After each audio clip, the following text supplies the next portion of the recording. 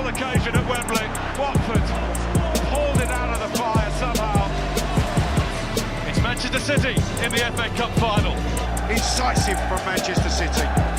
Well, it never takes them long. And that was as easy as 1, 2, 3, 4 and in.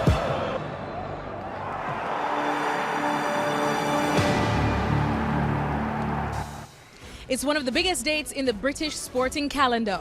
After 9 months, 14 rounds, 354 goals and 736 teams, just 2 clubs remain standing in the oldest club cup competition in the world. The scene is set for the all-conquering Manchester City to complete an historic domestic treble, but can Watford cause an upset and defy the odds in the 138th edition of the FA Cup final?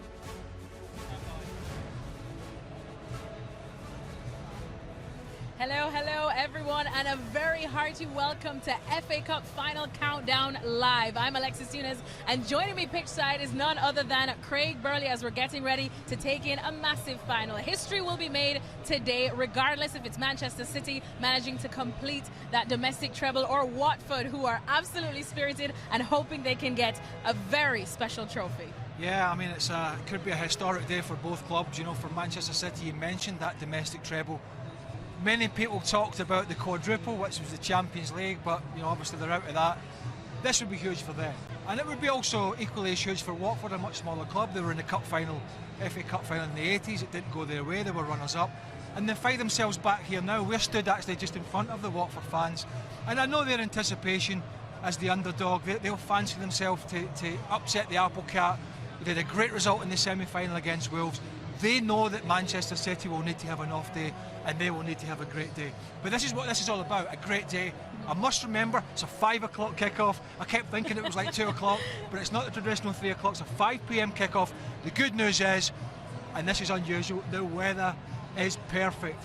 And the pitch, as you can see, is in fabulous condition. It is in fabulous condition. We're going to get talking about the atmosphere that we're experiencing right now here at Wembley. But why I say that, I'm so happy to be here with Craig Burley, because he knows a thing or two about FA Cup finals, and then a bit more. Craig, you were a part of that Chelsea team that went to the FA Cup final back in '94. What was that experience like for you? You haven't changed a bit, well, might I say. I know, the hair's not quite grown as much as it was, and the fringe is a bit further forward. But listen, you know, back in these days, managed under Glenn Hoddle, we had a good side. But Chelsea, for those people that don't understand the history, were not the club they are now because they didn't have the money. So in effect, we were in '94 playing against Manchester United.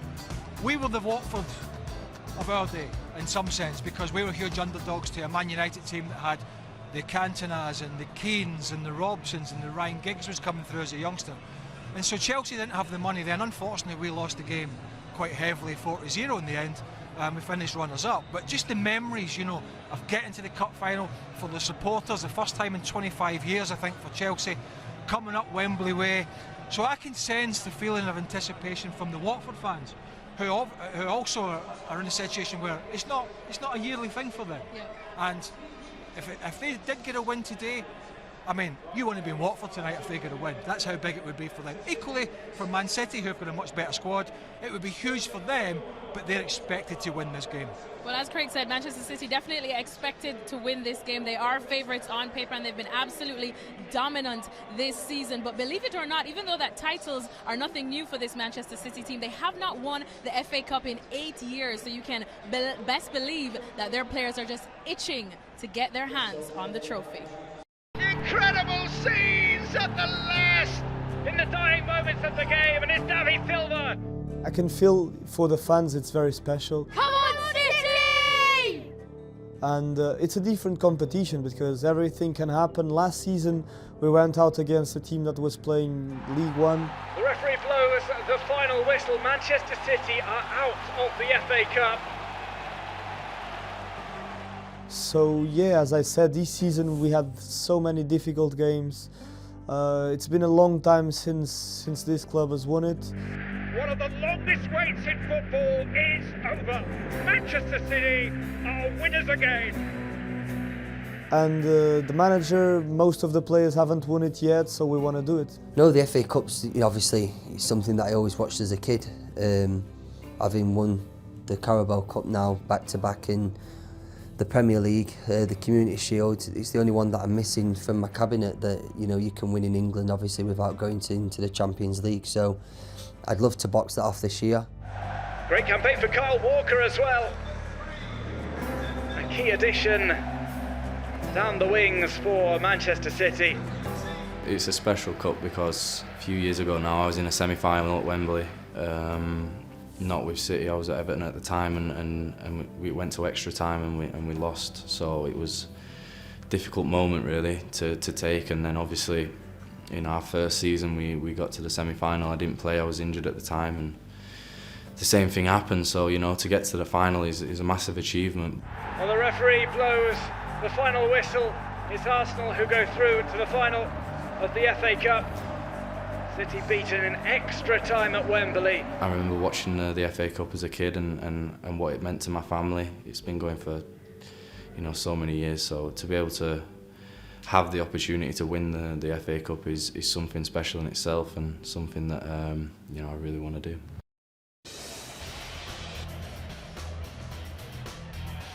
So no surprise that the City players absolutely itching to get their paws on this FA Cup trophy, because it will mean history. Let's have a look at the starting 11, and the story, Craig Burley, is Sergio Aguero on the bench. Yeah, no real surprises in the back four, and obviously Kevin De Bruyne not quite fit enough to start. That's been his season.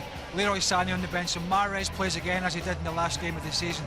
But, you know, Bernardo Silva's been absolutely sensational, so has Sterling. But Gabriel Jesus, who's a very good player, but starts ahead of Sergio Aguero. Obviously no Fernandinho, which he's had an injury hit season as well, so Gundogan in there too. But the big news really here at Wembley, as you said, is Sergio Aguero. Now, we don't know pitch side here whether there's an injury or whether, you know, he's not feeling well or whatever, but I know from a player's point of view, and such a big occasion here, and particularly with the form that Aguero's been in. I mean, he's been the talisman again for Man City, 30 odd goals. To be left out or on the bench and such a big game, I'm surprised, I'm shocked. Now, as I say, if he's got a knock, then fine. But if Sergio Aguero is 100% fit, I can tell you, when Pep Guardiola named that team, his chin would have hit the floor. To miss out on the starting lineup on such a great occasion. Because you know a thing or two about that. We'll definitely touch on that a bit later. Could this be a case of them, I suppose, underestimating Watford, so to speak, given the big man arrest? Because of course he's definitely done a lot. Guardiola has done this for a reason, and you know, all these press conferences leading up to this, he was asked about underestimating. You don't get to where Man City are, where he is the coach, by underestimating teams. That's just football suicide. So they will give Watford all the respect. They will have done their homework. They'll know the strengths and weaknesses. But for whatever reason, and I don't know yet, maybe we'll find out, as Guardiola has decided to leave arguably City's best player on the bench. As we get a bit of a dance behind us here. But of course, we've got the Watford mascot here having a dance. He's got some moves kind of like Craig Burley. Hey, high five, I got one. So we're going to get his prediction in a little bit. Watford to win, 2-1. 2-1 Watford, he says. 2-1 Watford, well, Craig. What do you think about that? You've got to be confident. You've got to be confident. I'm not sure about the dance moves. Oh, come on, give us a little shimmy, Craig. Come on, no. Give us a little. Hey, go on. Hey! It's not often you see Craig Burley ever shaking a tail feather. He might hurt himself because he's gotten on in age, but there we go. Thank you so That's live TV for you guys, and probably the only thing that's going to be better than the match from our coverage is definitely going to be Craig Burley dancing. There's a reason I never dance at weddings.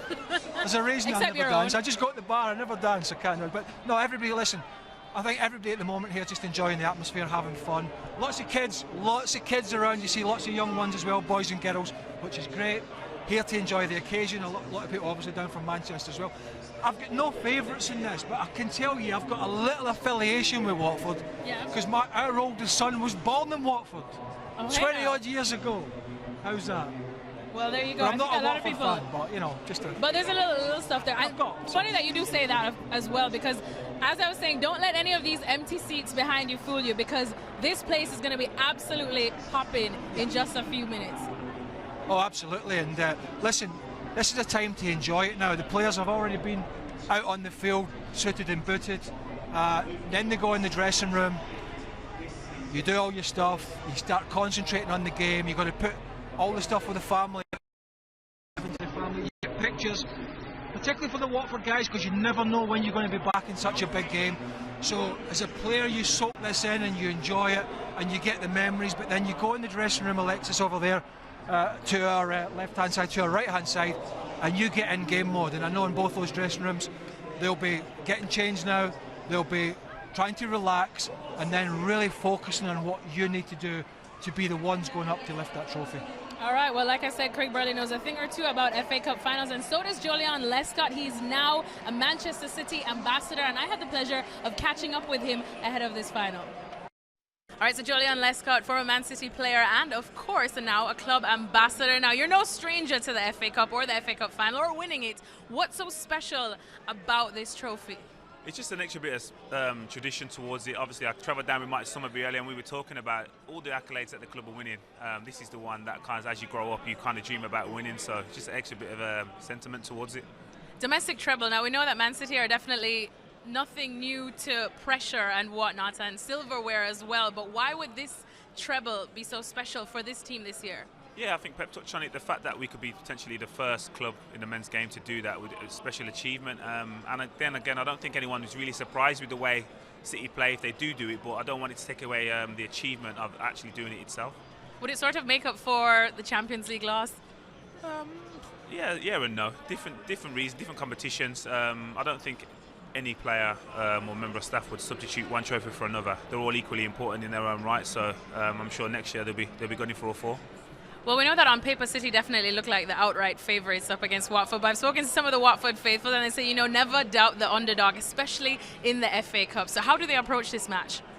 With caution, obviously. They're going to be respectful. Both teams will be, but yeah, the FA Cup's different. The final is obviously extra special, so you can never just go on form. I'm sure Wolves thought they were in the final with 20 minutes to go kind of thing. So yeah, it's not going to be an easy game for either team, but I just hope obviously City get it done.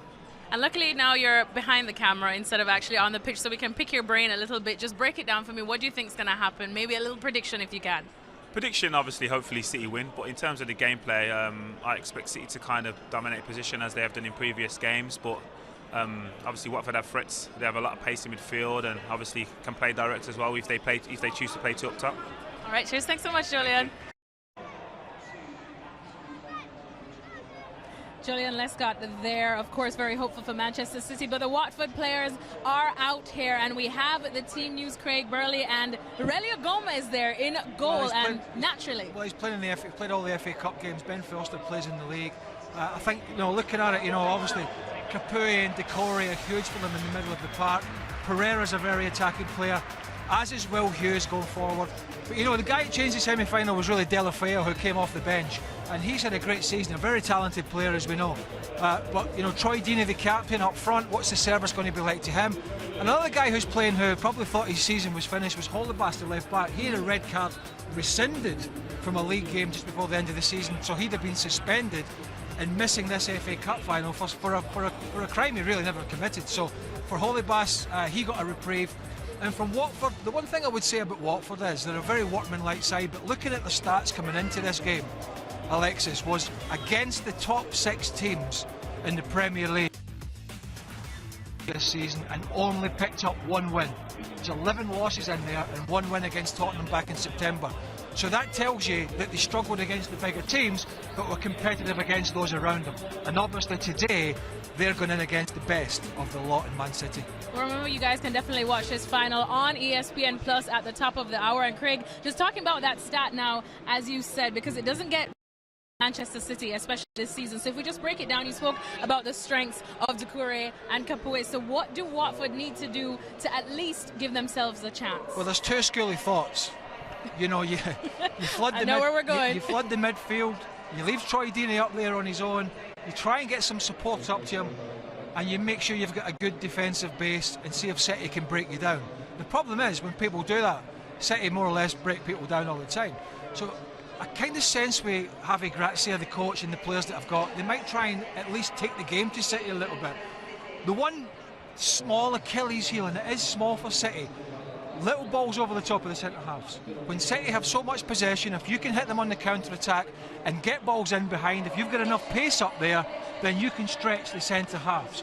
The problem is Deeney's not the quickest, so they're going to have to get support from the middle of the park, or whether it's Deulofeu who's playing close to him, they're going to have to get support to put City under pressure. Because you just can't come out here in an FA Cup final and say to Man City, go on, you do what you like, you just go and win this game. FA Cup finals don't come to you, you're going to go win them. Well, looking at Manchester City's bench, we knew that regardless of the players that were either on the bench or if they're on the pitch, we could pick so many top City teams that you'd expect to beat this Watford team. But is there something that Watford can do with their size and physicality, or do you expect them to trouble anyone on the starting 11 that we've seen from Man City? Well, there's no doubt, Watford can play a physical game as well, and you can look at set pieces and stuff like that. If you think back to the Champions League, and the set piece that ultimately put them out was the handball by Llorente, but it was a set piece and they were putting them under pressure, and I think that's what Watford have to do. Look, every man and his dog is expecting a domestic treble from Man City here, no matter where you're watching the game. Unless you're a Watford supporter about 20 yards from us, everybody thinks Man City's going to win, and that's what they'll be saying in the dressing room. Listen, they've all got us beaten. Everybody thinks we're going to lose. Go out and prove them wrong. Now, that's fine, but actually going out here and doing it over 90 minutes is going to be difficult, and I always say improbable, but it's not impossible. Well, like I said, that it has been 8 years since Manchester City has won this title. Again, when I was speaking to some of the fans just outside the ground just earlier on today, some of them said that they were there, when Man City, remember they lost that final to Wigan. I was here. You were here, I was here when they lost to Wigan. And Wigan Athletic had already been relegated under Roberto Martinez, we thought. Anything that Watford can learn from that Wigan side? Well, the City had a really bad day, and Mancini got the sack after that, and Wigan went away with an FA Cup. This Watford side are a better side, much better side than that Wigan side. But what I would say, Man City are miles better than they were back in 2013. But it can happen, and as I say, as a player, if you're in the Watford dressing room and you don't believe you can win this game, you might as well get on the bus and go home, because Javi Gracia and his players that are going to believe that they can outfox, outplay, get a rub of the green, and get this job done. All right, well, there is the man of the moment. Well, one of the men of the moment, and that is Pep Guardiola, and he has just turned this Manchester City team around. Like I said, what we have been saying throughout the show, it's nothing new for City to win titles. So what do you think he's telling them? He's got his lucky sweater on again. I like that sweater. It's very dapper. I don't like it. He needs to change it. I mean, he's from Spain, so... Well, he took it off. He took it off in the last league game when Brighton scored and they went 1-0 down. And they might have been losing the league at that point. That sweater came off. But he's done an amazing job. I mean, it's not just the money. People say, well, City, it's the money. Lots of people have lots of money, but they don't play in a style that this City team play in. I mean, the way the full-backs get forward, the way they tuck in at time, the way they move from a back four to a back three within games, within moves, the rotation in the middle of the park, and just the general speed in which they play. Now, they have had problems defensively at times, and that always gives the opposing teams hope. But what he has done, he has gelled the dressing room. The players all want to play for him. The Aguero stuff will be interesting, by the way, and that will come out in the wash. But the players all want to play for him, and you can see that after games when they've had good results. He's out on the pitch, he's hugging his players because he understands coaching is important, but relationships with human beings, with players, is more important than anything you can give them as a coach. All right, well, looking now on the Watford side, because like we have said, Manchester City have so many talismans in their squad that it's often hard to choose. But for Watford, it's been a bit of a different story. They have a certain man, Troy Deeney, the captain, the man who has really become the heart and soul of this team, because the 30-year-old story has become something of a redemption song, really and truly, considering that just 7 years ago in 2012, he was sat in a prison cell after being convicted for assault. Fast forward to now, he's getting ready to play in one of the biggest matches of his career, and our very own Mark Ogden got to sit down with him to see how he turned his troubles in the past into something good. You talk about your backstory, and it's quite a compelling story, in terms of people who've overcome, to overcome adversity to be in this position, captain of a team in the FA Cup final. You spent time in prison back in 2012. Yeah, just tell us about that. It was a bad year for me in terms of lost my dad as well. So I buried my dad like a week before I went to jail. So just having all of that emotion and that overriding factor to just then have to still be a footballer and a dad and the main man and all that, it was just hit me hard. And going to jail, it was a blessing in disguise because it made me reevaluate and check who I am as a person. So it opened up new avenues in my mind in terms of having to see a psychologist and really just having to deal with my problems because I drink a lot as well. So I used to think I was dealing with things, but I was drinking, and that kind of went into a spiral effect. Was there any kind? I mean, Watford stood by you. Was there any suggestion that you might not have done, and you might have been basically out of the game? Yeah. So basically, it was very weird. The new ownership took over at the same time. Right. So they took over in, I want to say, July. Yeah. So that point probably been in jail for about a month. They then went, oh God, we need to get loads of players in. And the last thing they noticed was the number 9. Who's this number 9 guy? So where is he? Yeah. So in by August, I think they had 42 players at the time. They just literally just bought. And I was coming out in September. So I think by the time they got to the end of August, it kind of gone like, well, who's this number 9? Like, where is he? Like, they had a few conversations with my agent, and thankfully Gianfranco Zola knew me because he come and watched. We played West Ham the year before. I got sent down, and I did quite well in that game, to be fair. And he must have gone, now he's got talent. Let's see what he's like when he comes out, because at this point they weren't paying me as well. Right. Had a quick chat with Zola and was just like, look, I made mistakes in that, but I mean business now. And I've said this before, but he said to me like, there's 8 strikers at the time, so you're number 9. Within 10 days of being released, I'd scored the winner against Huddersfield. And the FA Cup, you've got a team, looks like it could be going for a domestic treble. One of the best teams we've ever seen, apparently, in this country. Yeah. I mean, you couldn't have picked a tougher opponent, I guess. No, but also that's the way that Troy does it. I have to make it as hard for myself as possible. But no, I think let's just talk if we won the game. There's no excuses then. It's not like you won it, but you didn't play any of the big boys or any of that. You have to get to this level of competition and play the best. Probably the best manager of this generation. You've got arguably some of the best players around, and then you've got us that's trying to stand in the way of that. So you have to be made accountable for what you want to do. But also, for me, it's no fear. Look at everything we've just spoke about. A game of football was not going to scare me.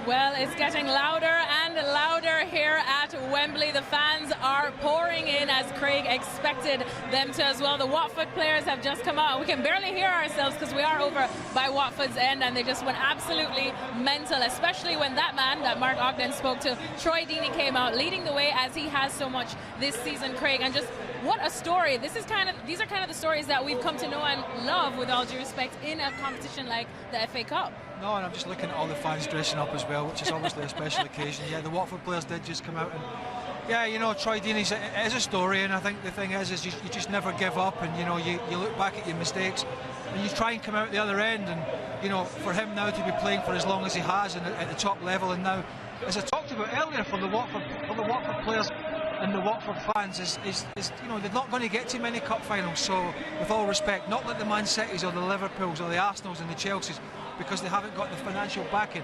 However, it is a big day for him. As for Man City, well, their players, it's all for me about, it's about control, it's about making sure you're focused, it's about making sure you do what you've done all season. It took them to 98 points to retain the Premier League, fought off Liverpool, led by Vincent Kompany, who's the captain, who scored that great goal at Leicester, if you remember, only a couple of weeks before the end of the season. So City are out there. If they play their football today, if they have a really good day, it's difficult to see how Watford can win. But as I said, on these occasions and pressure like this, players sometimes have a bad day. And if somebody has a bad day for Man City and makes a mistake, Watford have to be there to make sure they capture that moment. And they're certainly capable enough, but it's a big task for them. Troy Deeney leads the line very well for them. He's going to have to hold the ball up, he's going to have to take the pressure off a little bit, they have to get up and support him. He's not a player that's going to get you 20, 30 goals at this level of football, but he'll get maybe 10, 11, 12 goals, but he'll work hard, he'll put players under pressure, and he'll lead by example on the football field, and that's what Watford get from Troy Deeney. All right, well, we are absolutely buzzing inside the stadium because, like I said, it's getting louder and louder and louder, and you need us to tell you that the FA Cup is absolutely massive. Craig, all the way from Scotland, well, all the way I say, you said that you used to watch it even more than the Scottish Cup, because that's exactly how important it is. Some would even go so far as to say that the FA Cup is bigger than the Super Bowl. Oh, no, she didn't. I did. I went there. Here's more with Exploding Heads. Why the FA Cup final is bigger than the Super Bowl. That is a bold claim, my friend. Yes, it is a big claim, but we can back it up with facts. History. You cannot touch the FA Cup final for history. It was weaving magic before Vince Lombardi was in diapers. Big fatty Falk, for whom the chant "Who ate all the pies" was invented. The horse that popped up in the 89th minute in the first game at Wembley and scored the winner. Stanley Matthews, aged 38, winning his first and only piece of silverware. He was like the Harry Kane of his generation, but he won some silverware. What are you doing? I'm doing the Adam Pardew dance. Some history is better than others. Underdogs. The FA Cup is all about upsets. A team's won it from outside the top flight before. Take that, the NFL. Watford might be underdogs, but Man City, don't forget, lost to Wigan in 2013. Characters. In which other sporting tournament has a man broken his own neck and then carried on playing? Fashion. The Super Bowl might have the glitz and the glamour, but it doesn't hold a candle to these cool customers down the years. Including the pinnacle of fashion in 1996, the Liverpool cream suits.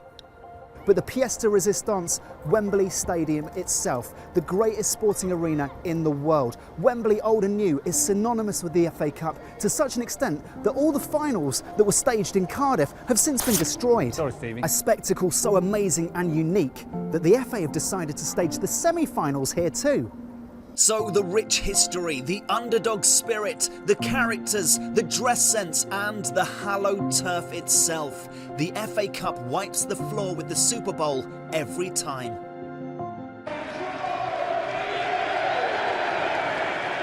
Well, as fun as we are to watch, we just want to remind you guys that the main event is getting ready to take place at the top of the hour. You can watch it on ESPN Plus. Craig Burley and I might not have a voice by the time it's all said and done, Craig, but we just saw the exploding heads there. And like I was saying, you growing I just as a fan knew it was massive. So you've lived in America for long enough now. Bigger than the Super Bowl? Well, it's bigger for me, but you know, they're announcing the teams now over the tannoy. That's why you're hearing all the cheers, so we're getting really close. But you know, I always say, you know, football, soccer is a global game. You know, I love the Super Bowl, but it's things like baseball when they say this is the World Series. Well, nobody else in the world is playing it, but everybody in the world is playing this game, and this game will be getting broadcasted. I don't know how many countries, but it's a lot. There always has been a lot of interest as TV has grown over the years. There was actually TV when I was playing, you know, but it just wasn't as globally known as it is now. And you know, for people around the world to be able to watch this, should be a great occasion. The figures will be absolutely marvellous, and the fans love it. I think that's the most important thing. Is within all the Champions League and the money in football, this is the big domestic cup to play for, and the fans that support their teams all year, every year, watching the Premier League, paying the money week in, week out, can hopefully come along and have a great time with you today. Well, as Craig said it, the fans absolutely love this competition. And I got to catch up with a couple of them just on the ground as they were coming into Wembley. Let's hear what they had to say. It's our first final in 35 years. Troy Deeney going to lead the line. We're going to win. Come on the Golden Boys. Happy days. We'll blow them away. We've got too much for them. Today, what we're going to do, put the team out to do the job today, do it before extra time, 4-1 Man City. And all season, we've proved they're the best team, possibly in the world. Might not just be yet, but watch out. I just think it'd be really good for the town. We're such like a community club. You know, I'm sure the players will come out to Watford Prism and we'll see them for a few drinks. You never know what can happen with the underdogs. You know, they come out fighting, then they may get the first goal, who knows. And actually it might make for a more exciting match. You know, and I'd like them to have a goal, but I'd like us to win. We're probably going to remember this team forever either way, but it would be nice to have a little bit of silverware to take home as well. For me, it's the domestic treble. It's the FA Cup, the Premier League and the Carabao Cup. We're not just City fans, right? We do appreciate football, and we watch the dominated Liverpool teams and we watch the dominant United team, and for those teams not to have done this domestic treble, and we're on the verge of it, we're having it. It's the most extraordinary achievement. Fantastic. Just caps off a great season. It would mean everything, absolutely everything, especially for Vincent Kompany, because it may be his last game and we really, really want it for Vinny. So yeah, definitely. Come on, City. It'd be fantastic. If we can get domestic treble, that's what we want today, isn't it? Yeah. Great history. Come on, City. Come on, City!